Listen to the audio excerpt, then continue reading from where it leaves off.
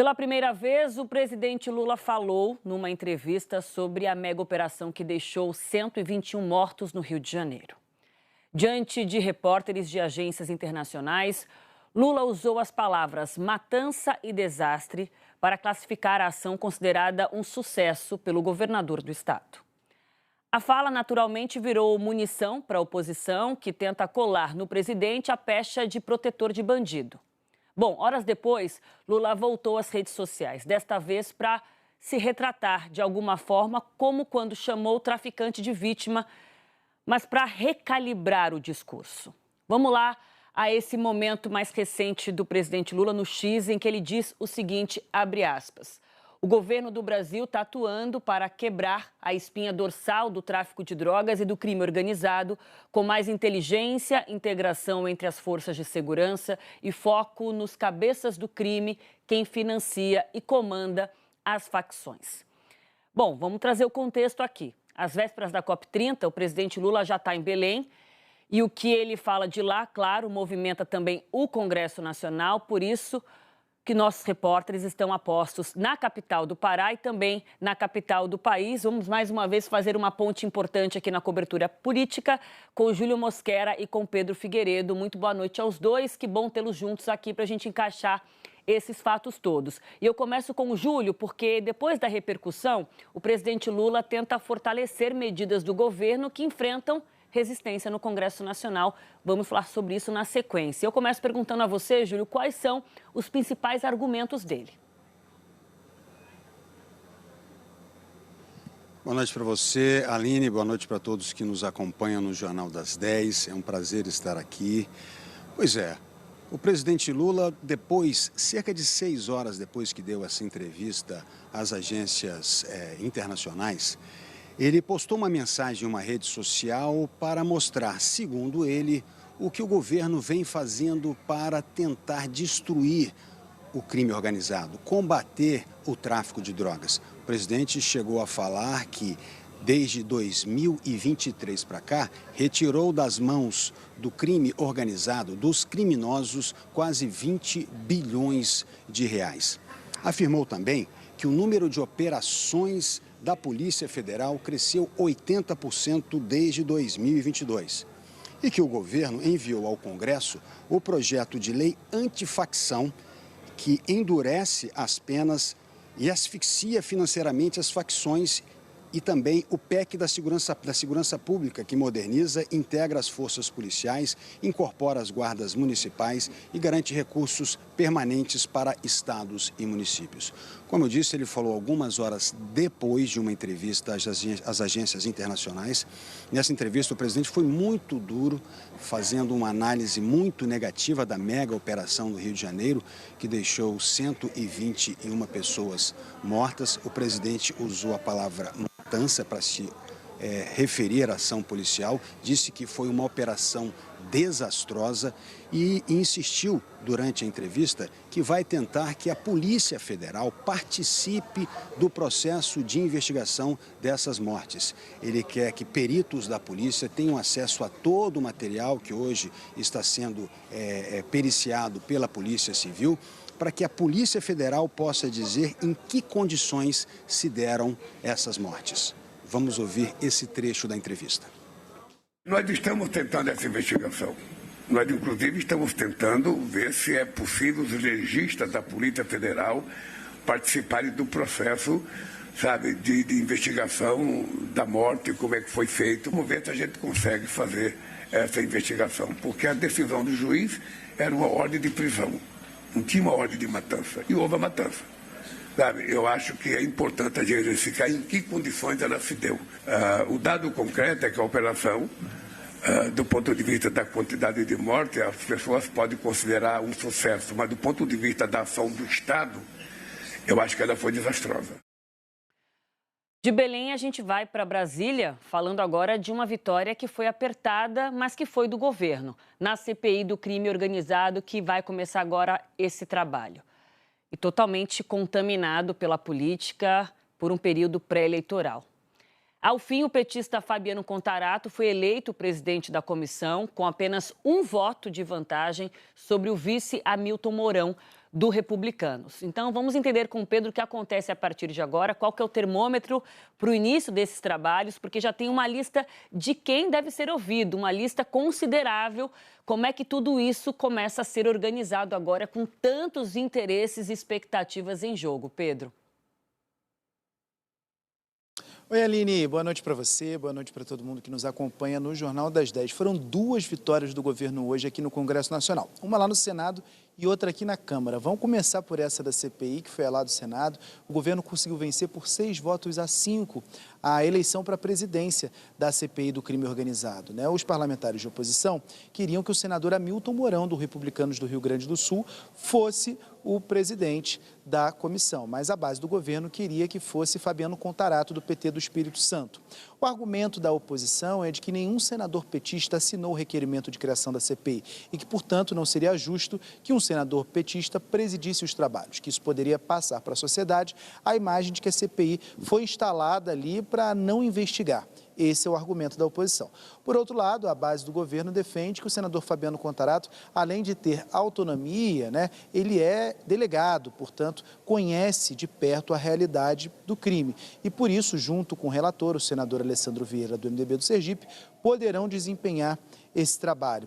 A eleição foi apertada e, no final, Hamilton Mourão, que perdeu, foi convidado para ser o vice-presidente dessa CPI.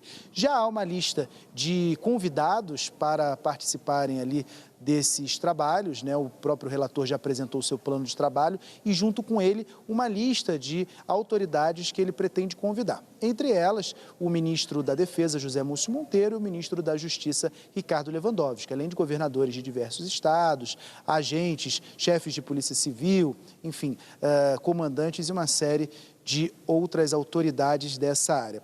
Temos uma ilustração para mostrar para vocês sobre os temas que a CPI vai se debruçar.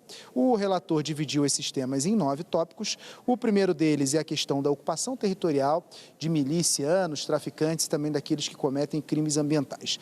O segundo tópico é a lavagem de dinheiro, ou seja, o ponto de vista econômico, como se financia esse crime organizado a partir de uma economia que é legalizada, né? Depois, ele quer se debruçar sobre o sistema prisional, sobre corrupção ativa e passiva em diversos setores, entre elas o governo, as rotas de mercadorias, sobre os tipos de crimes praticados, a integração da segurança com forças armadas e outros instrumentos aí da sociedade, além das forças militares.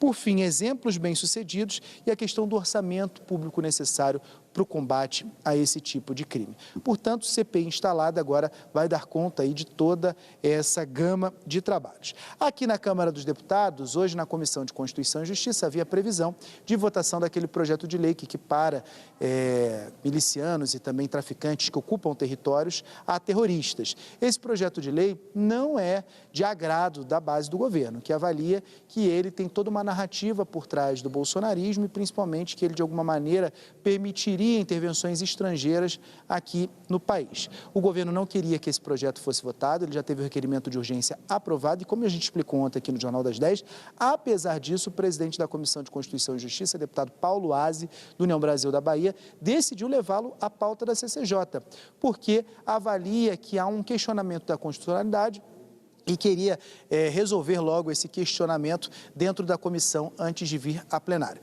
Na avaliação de deputados da base do governo, de líderes da base do governo, na verdade, Paulo Aze estaria ali sendo influenciado por governadores que, eventualmente, querem pautar esse projeto. Paulo Aze nega, disse que foi uma ideia dele mesmo. Só que quando ele foi abrir a reunião da Comissão de Constituição e Justiça, já tinha se iniciado a ordem do dia do plenário. E, em função disso, os trabalhos não foram abertos e essa votação ficou para amanhã. Mas a base do governo vai trabalhar amanhã por uma nova vitória, por pedir a fala, eventualmente requerimento de adiamento de discussão, enfim, tudo o que for possível para que esse projeto não seja votado, porque a base do governo prefere o projeto antifacção, que, segundo líderes governistas, inclusive teria uma pena ainda maior do que esse projeto do terrorismo. Voltando a falar da CPI do crime organizado, vamos ver o que falaram mais cedo o presidente e o relator dessa CPI.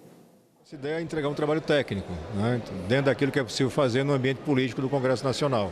Então passa por fazer um grande diagnóstico da realidade. Nós temos problemas seríssimos de segurança pública no Brasil que não são de agora. Eles vão se agravando ao longo do tempo, consequência de décadas de omissão, de corrupção, de equívocos. fazendo esse diagnóstico é mais fácil de apresentar as soluções. Elas existem dentro do Brasil e fora. É muito mais uma questão de escolha política e de liderança.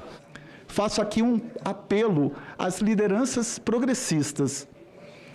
É hora de ocuparmos esse espaço de debate com coragem, técnica e empatia, porque enquanto hesitamos, o medo avança. Enquanto o Estado recua, o tráfico cresce. E enquanto a política se divide, vidas se perdem. Olha, essa CPI vai ser um desafio e tanto em muitos aspectos. Vou falar sobre isso com o Fernando Abruzzo. Importante lembrar que o governo Lula não apoiou a criação dessa CPI, não gostaria que essa CPI tivesse sido criada, ainda mais num momento como esse, mas ao fim o governo conseguiu a presidência dessa comissão, que é do PT. Inclusive, o relator fez um apelo, né? O presidente dessa comissão fez um apelo por coragem aos líderes progressistas. Isso tem uma razão, não é, Abruzzo? Quero te ouvir a partir disso, quais são os desafios e também como isso pode ser uma oportunidade para a gente ser otimista aqui, para que a gente, de fato, qualifique o debate da segurança pública, atendendo às demandas reais do país. Muito boa noite, meu parceiro. Boa noite, Aline. Boa noite, assinantes. Olha, o maior risco é a politização da CPI, é transformá-la num palanque eleitoral da eleição de 2026. Cada grupo colocando o outro como culpado dos problemas da segurança pública, apesar de a segurança pública estar muito mal no Brasil há 40 anos e todos esses grupos já passaram pelo poder. Portanto, esse jogo de culpas não serve para nada. Esse é o grande risco, Aline. Mas acho que esse risco diminuiu quando a gente olha a composição de quem vai comandar a CPI, acho que ela está mais equilibrada. Em particular, o relator, o senador Alessandro Vieira, colocou os pontos que você mostrou agora há pouco na tela. Os pontos que vão guiar a CPI são corretíssimos. Não tem nada ali de discurso populista de qualquer lado. São pontos que se baseiam, de fato, nos principais problemas da segurança pública. E aí o desafio da CPI é propor, Aline, soluções institucionais duradouras. Não é a solução para amanhã. O Brasil, na segurança pública, está sempre seguindo essa lógica de fazer uma grande operação num dia e depois a segurança continua muito ruim. Então, acho que soluções institucionais mais duradouras, baseadas em evidências, baseadas em boas experiências que existem mesmo no Brasil, é o caminho mais correto para a gente construir aquilo que eu acho que é o fundamental, é ter uma solução sistêmica da segurança pública. A segurança pública não tem uma solução única, ela tem uma solução que junta várias coisas. Criação de um sistema que junte estados, União e municípios, aumento da inteligência policial, aumento da capacidade de lidar com as fronteiras e assim por diante. Eu acho que, para falar um pouco para os assinantes, para dar um exemplo que mostra o que significa uma solução sistêmica, não adianta mudar penas, e acho que é importante mudar as penas nessa linha de antifacção, sem mudar o sistema penitenciário. Porque se a gente mudar as penas e o sistema penitenciário funcionar como funciona hoje, no dia seguinte essas facções criminosas ficam mais fortes ainda. Então, ter um olhar sistêmico é muito importante e eu acho que a CPI, muita gente teme a briga política, mas ela pode ser um bom lugar para uma discussão melhor do que tem ocorrido, digamos, nas últimas 2 semanas no Brasil.